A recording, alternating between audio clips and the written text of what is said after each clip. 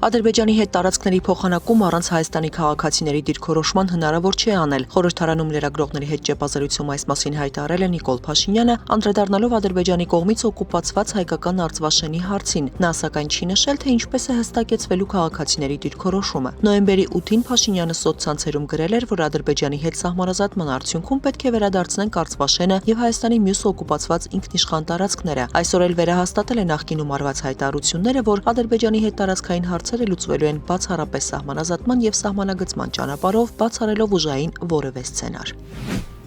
Բանակցային փաթեթը կհրապարակվի տարեվերջին, քանի որ ԵԱՀԿ Միսկի խումբը դե յուրե կլուծարվի եւ հրապարակման արգելք չի լինի, հայտարարել է Նիկոլ Փաշինյանը։ Նա վստահեցնում է, որոշումն ընտրություններին ընդառաջ չէ։ Լրագրողների հետ զրույցում Փաշինյանը նաեւ ասել է, որ հանձնարարել է գաղտնազերծել երրորդ նախագահ Սերժ Սարգսյանի նամակը եւ որ խոսքը այլ երկրի ղեկավարին ուղղված նամակի մասին է։ Սերժ Սարգսյանը վերջին հարցազրույցում վստահություն էր հայտնել, որ 44-օրյա պատերազմը կարող էր չլինել, եթե իշխանությունը չխուսափեր կամ ընդհանրապես չհրաժարվեր բանակցային գործընթացից։ Փաշինյանն արձագանքել էր, խոստանալով մինչև տարեվերջ հրապարակել Հայաստանի եւ Ադրբեջանի բանակցային պատմության առանցքային փաստաթղթերը, դրանցում ներառելով նաեւ Սերժ Սարգսյանի գրած մի նամակ։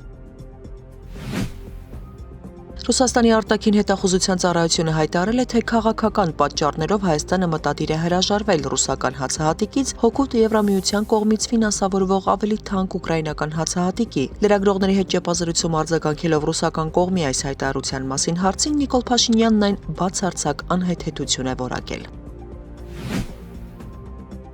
2026 թվականի փետրվարից մինչև նոյեմբեր վարժական հավաքներ կանցկացվեն, դրանք անցկացվում են 25-օրյա ժամկետով։ Ըստ Պաշտպանության նախարարության վարժական հավաքները հայտարարվում են պահեստազորայինների ռազմական ունակությունների կատարելագործման, մասնագիտական վերապատրաստման եւ պատրաստման, բարձրագույն կրթություն ունեցող ենթասպայական կազմից պահեստազորի սպաների պատրաստման, մարդական հերթապահության ներգրավման նպատակով։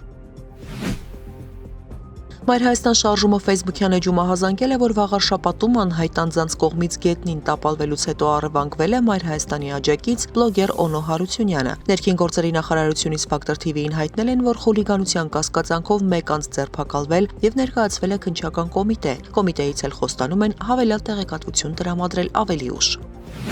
Վրաց-ադրբեջանական սահմանին կործանված թուրքական ռազմական օդանավում եղել է նաև Թուրքիայի ռազմաօդային ուժերի շտաբի պետ İlker Aykutը։ Օդանավում ընդհանուր առմամբ եղել է 20 մարդ, անձնակազմի 4 անդամ եւ Թուրքիայի ռազմաօդային ուժերի 16 սպա, բոլորը զոհվել են։ Ադրբեջանական լրատվամիջոցների հաղորդմամբ նրանք սպասարկել են Բաքվի շքերթին մասնակցած F-16 կործանիչները։